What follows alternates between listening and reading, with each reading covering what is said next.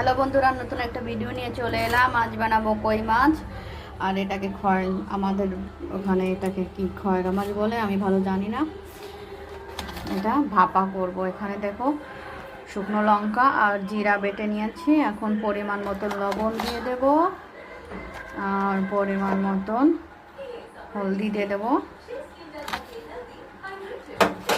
আর দিয়ে দেব আমি সর্ষের তেল একটুখানি।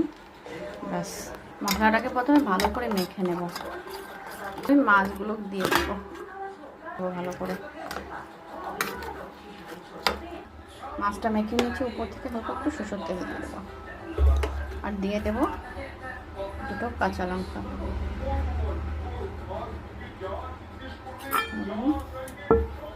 ঢাকনা লাগিয়ে দেবো।